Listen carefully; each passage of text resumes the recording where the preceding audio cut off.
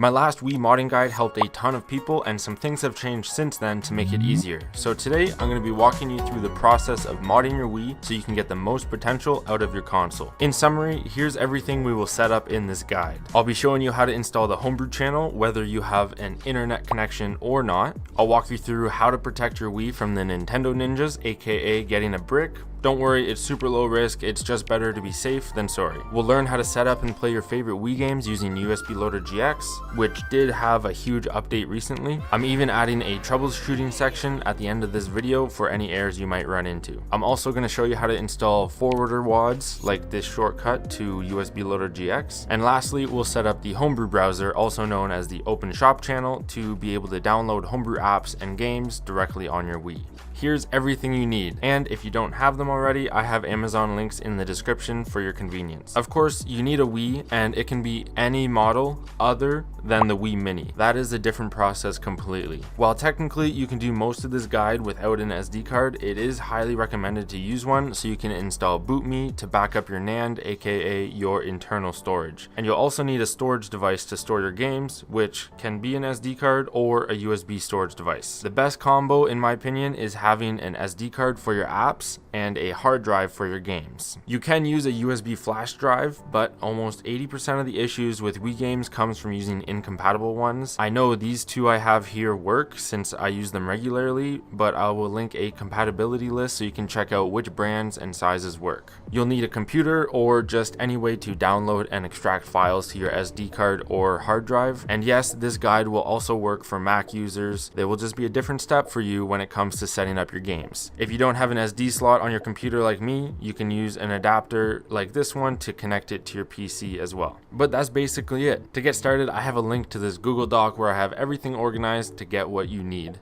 So here we are on the dock. There is a disclaimer that this guide is only for the Wii, and that does not include the Wii U's Virtual Wii or the Wii Mini. If you're unfamiliar with the process, it's good practice to watch the video through once to get an idea of how it works before doing it yourself. Take it slow and you shouldn't run into any issues. We're going to start off by formatting our storage devices. No matter what your setup, if you're doing an SD card and hard drive like me, they both need to be formatted as FAT32. So go ahead and insert your SD card and open up your File Explorer. This is a very important part. Each device has its own letter, and yours is going to be different than mine. Well, it could be the same, but it's not necessarily the same. So my SD card is 64 gigabytes, conveniently named hit like, but the drive letter is what we want to take note of. Mine is drive F. So make sure you know what drive letter your SD card is. This also goes for your hard drive. And if you right click it and go to properties, my current format is exFAT, and that is not something that the Homebrew channel can read, so that's why we're formatting it first. If it already says FAT32, you're good to go. You can skip this part, but let's go ahead and format it. If your SD card or USB drive is 32 gigabytes or less, you can actually do it through Windows, right click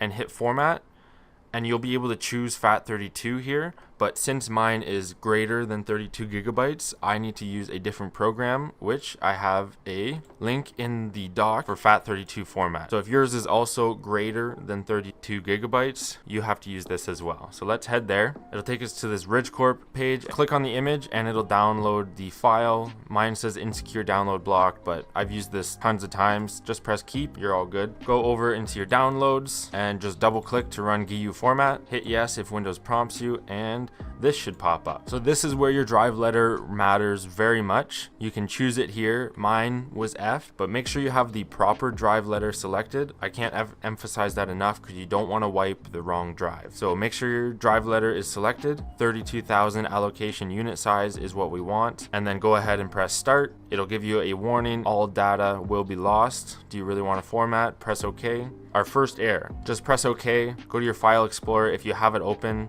just close and try again. That time it worked, so now my SD card should be formatted as FAT32. If you got an error again, I would suggest restarting your computer. Don't open anything except for your FAT32 format and then try.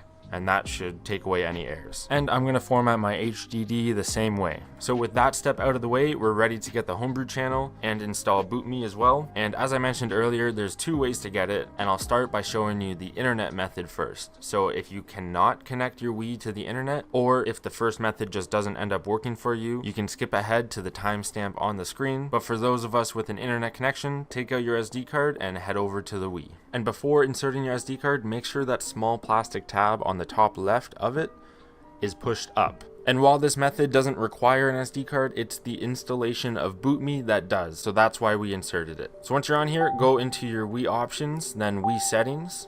Before moving forward, make sure the version is 4.3. The letter is just your region, and that one doesn't matter. If it's not 4.3, you can go to the third page and do a quick system update, and it should update to 4.3, no problem. But you do need the internet, of course. And now we're going to go to our internet settings, connection settings.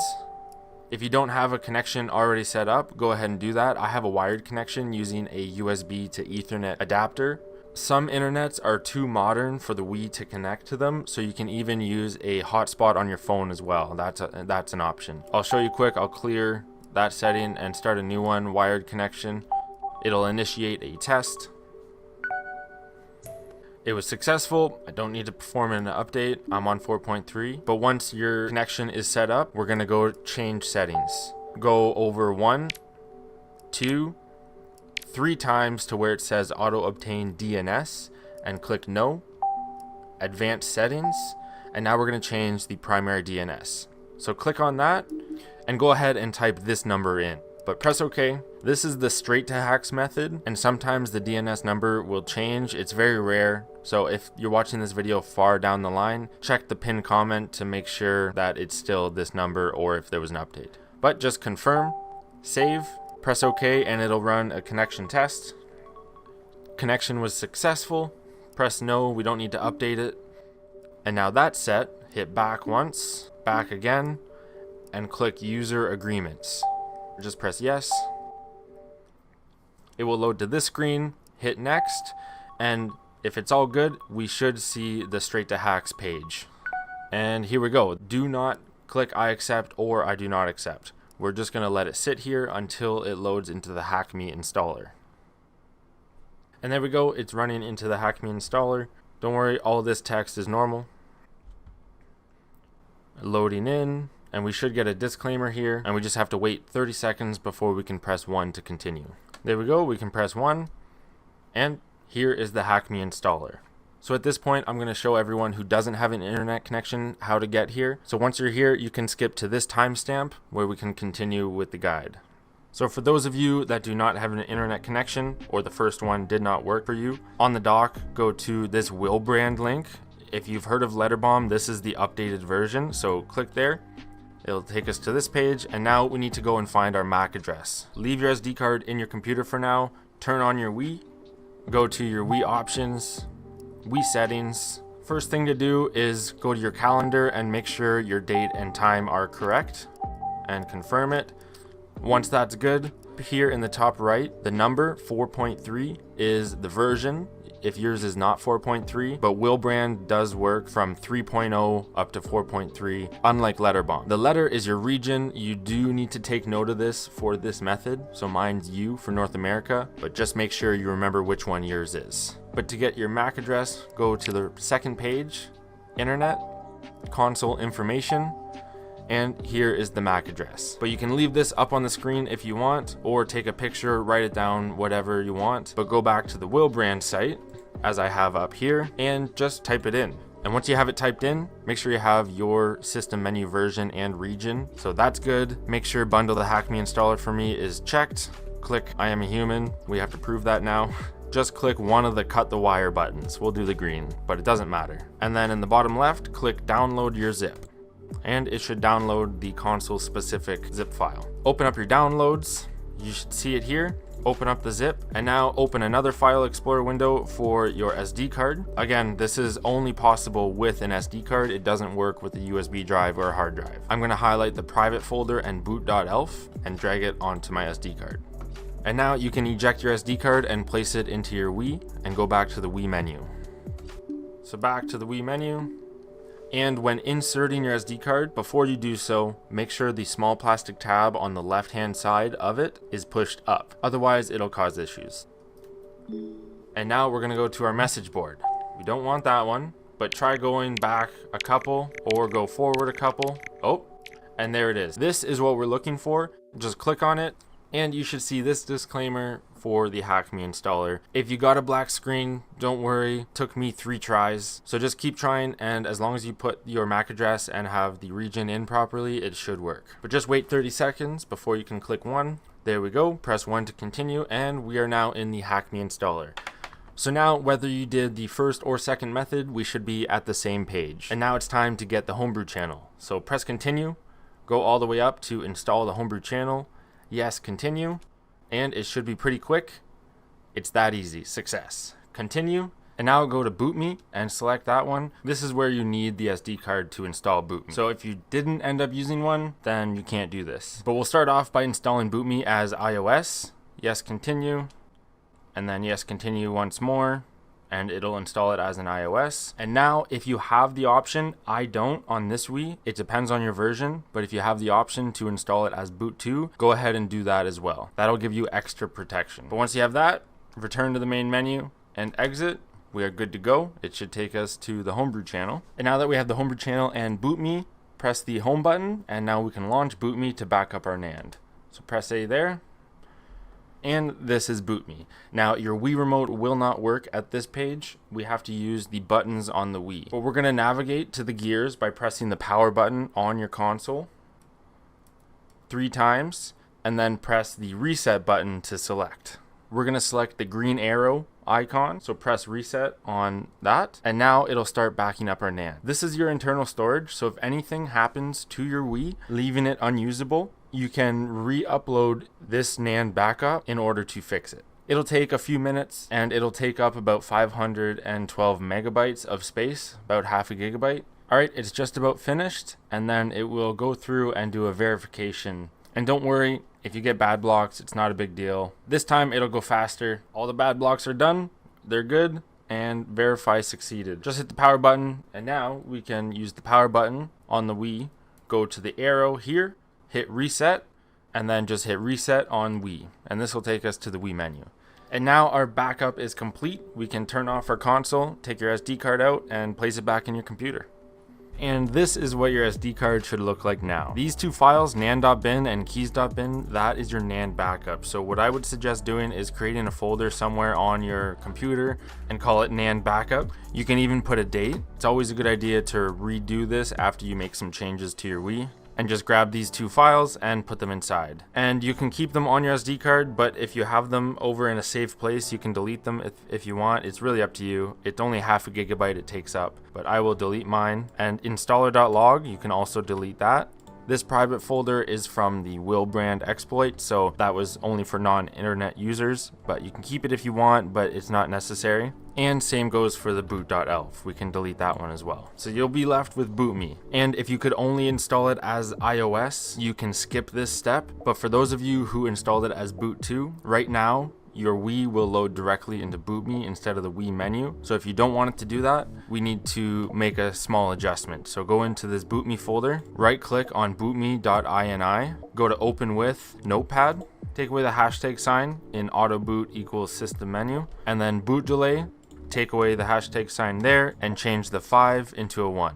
Once you have that, hit file, save, and exit. And now your Wii will boot directly into the Wii menu, and you'll still be able to access Bootmii through the Homebrew channel or Priiloader, or you can revert these changes and it will load directly to Bootmii that way as well. So that's why boot 2 is better protection. There's a lot more options for loading it. Now let's head back to the dock and get everything set up. So now we're going to download everything we need, starting with USB Loader GX. So we'll go to that page. Before going to the releases, scroll down to where it says install the loader's forwarder channel and click on that, and we're going to get the channel shortcut we're going to install to our Wii menu. Scroll back up, and where it says releases, click on that. Scroll down and click the zip file here and download that. If you get suspicious download block, you might have to allow it. Download suspicious file. Don't worry guys, USB Loader GX is safe. So once those are downloaded, you can exit there, and now we're going to get Priiloader. And I have it set up like this so that you always get the latest versions of the apps. So if there's any updates, these links will take you to the updated version. So we'll go to the Priiloader page, scroll down and grab the zip file here, exit the page. And Priiloader also has a loading app, which is optional, but for this guide, I'll be showing you how to download that as well. So head over there, same thing, scroll down and grab the zip file here. Exit that page. Next up is Wii Backup Manager. Now this is a Windows only thing for setting up games. If you have Mac and Linux, instead of Wii Backup Manager, you can follow this guide using Wii Backup Fusion instead. Now, sadly, I don't have a Mac to show you, but you can follow the guide there to get your game set up. But if you're on Windows, I highly recommend getting this. So we'll go to this link as well and download that. Click download anyway. And once you have Wii Backup Manager, you can exit these. Next up is Yom Modmii Edition. It'll take us to this page here, and this is the WAD installer. Scroll down, get Yom Modmii Edition zip file here. Once you have that, exit out. Next up is the custom iOS WADs. This is something different than previous guides. Normally we use D2X cios installer, but here are the custom WADs, and we're going to use the WAD manager to install them. So it's much easier now. So click download on these. And shout out to Ayap who provided me these from ModMii. He also helped me prep this video, and if you want to check out his channel, he is the world record holder for bricking a Wii. I'll have it linked in the description.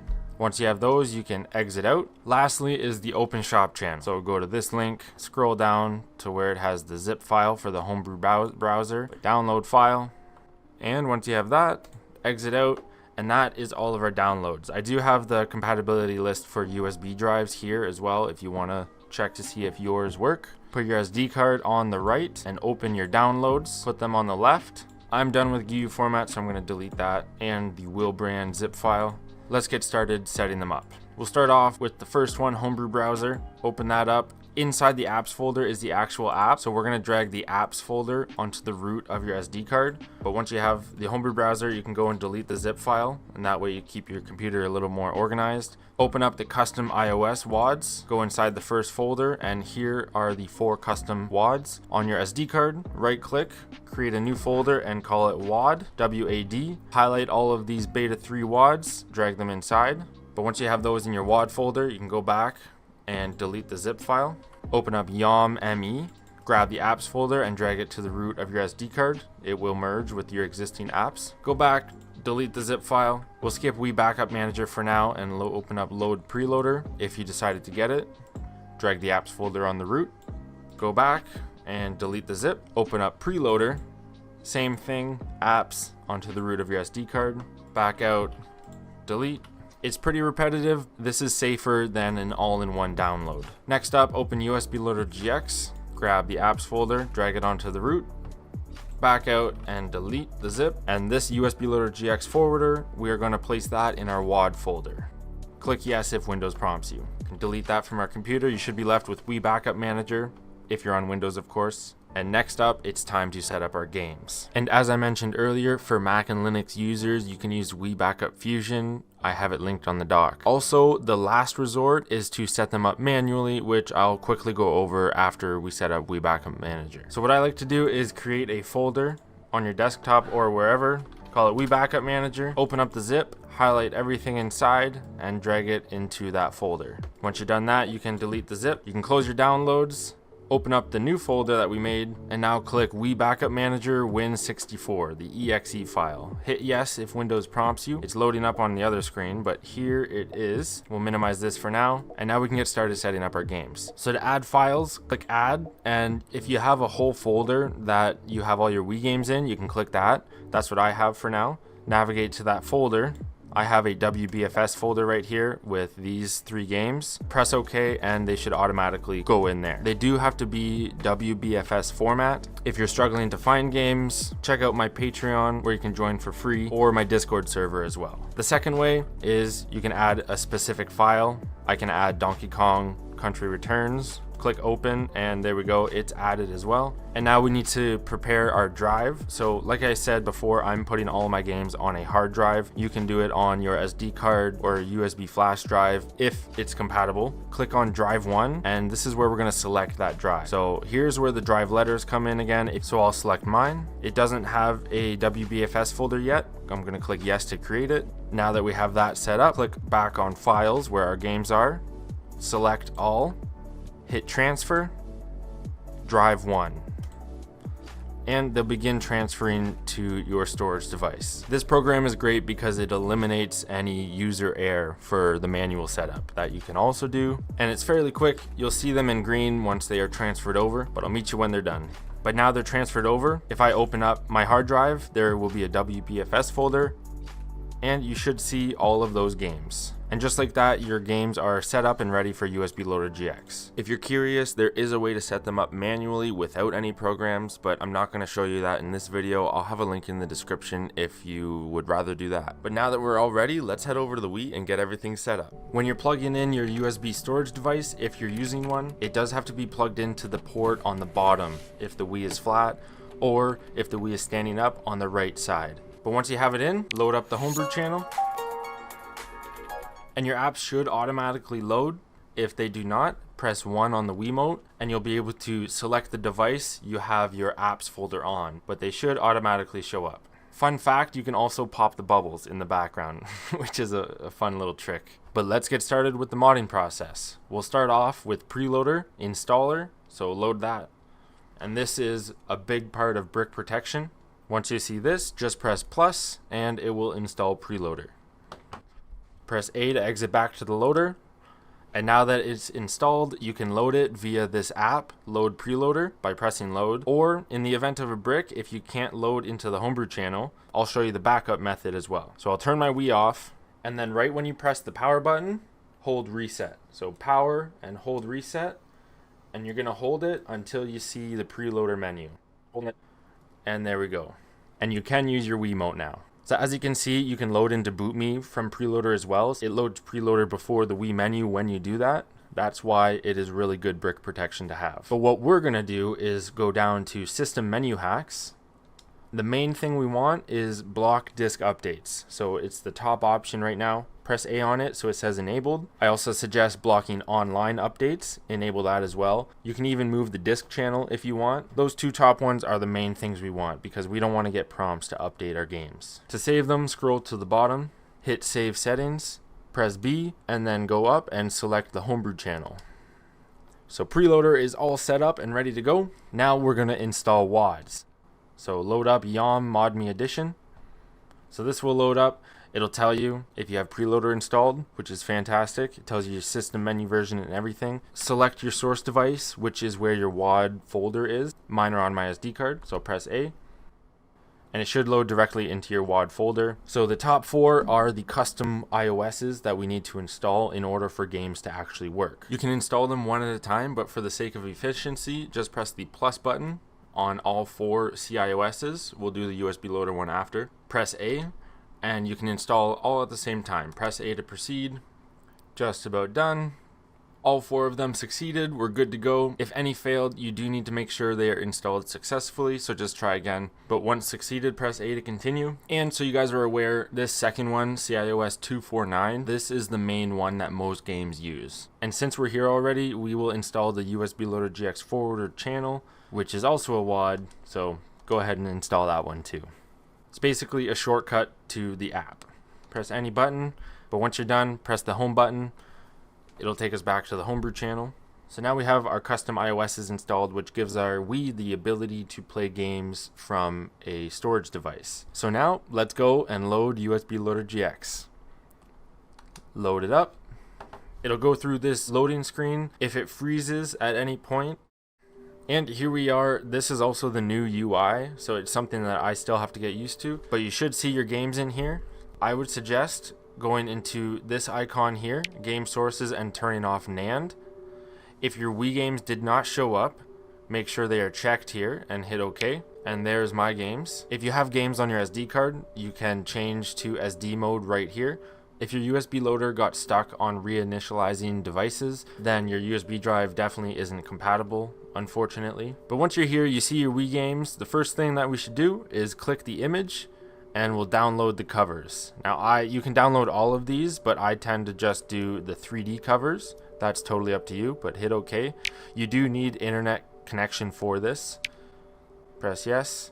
If you don't have internet or this just doesn't work for you for whatever reason, I will have an offline method for you in the troubleshooting section at the end of the video. You can check that out using the timestamps. One file not found, no problem. Press OK. So we have all of them anyway, so that's great. Now let me show you a cooler way to display your game. So right here, it's displaying as a list. Click on it. It changes here. This one looks great with the covers, or you can switch to this one. If you have lots and lots, it'll go in a big circle. It's pretty fun. Or my favorite is it looks like the Wii menu. Even if you don't have the covers downloaded, it still looks great. If you hover over any of the buttons, it'll also show you what they mean. So this one, power off the Wii, set search filter. You can go back to the Homebrew launcher with this one. And if you have a disc that you want to upload to your storage device and be able to play it digitally without the disc, if it's inserted already, you can press this plus button and it will give you an option to install it. Or you can insert the disc anytime, like I'm doing right now with Wii Play Motion, and it should automatically detect that you inserted it. And then you just press install. And yes, but unfortunately my disk drive doesn't work, so I can't do this. Which is another great thing about Homebrew. I have a broken disk drive, yet I can still play all these games. But let's go ahead and test it. It's really easy. It's exact same as having a disk in the Wii menu. Click on it and press start. And hopefully you'll see this screen. That means it's working. If you get a black screen and it freezes on a black screen, that's most likely the actual game file itself causing the issue, so I'd suggest finding a different source. If it sends you back to the Homebrew channel, then your custom iOSs are not installed or were not installed successfully, so you can go and retry that. But our games are working, so I'll hit the Wii menu, and this will take us back to the Wii menu. But if you want to change that so that it goes back to USB Loader GX, we can change that setting too. And here is the USB Loader GX forwarder that we made earlier. So let's load back there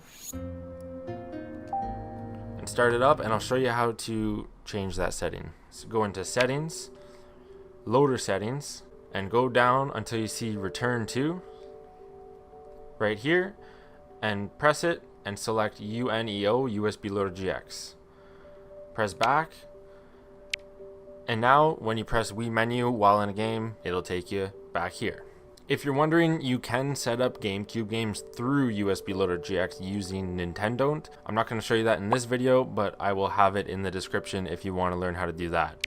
Because if you click this shows Wii games, this shows GameCube games, and then your Nand channels, emunand, and back to our custom list. But there we go, USB Loader GX is completely set up and ready to play your games. Let's head back to the Homebrew channel and set up the Open Shop channel. Homebrew Browser, same thing. So let's load it up.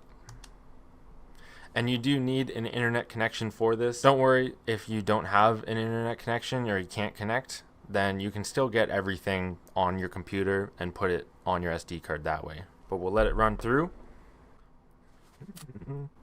And we're loaded in. So here you can get Homebrew games. As you can see, there's tons. You can get emulators, utilities, but there are tons of different things you can get. So if we want to get Snake Wii, click on it and press download. It's literally that simple. It's fantastic. So that's how you get Homebrew apps and games as well. And then you can return to the Wii menu or the loader. We'll do that. And there's Snake Wii. So that's everything I'm going to show you in today's video. If you ran into any issues, check out the troubleshooting section coming up next, or join my Discord server for assistance. I have tons of great helpers in there. Make sure to check out what you can do next with your modded Wii on the Google Doc, and I hope you guys have a fantastic time playing your games. Thank you for the support, and I'll see you on the next one. Stay funky and happy modding, guys.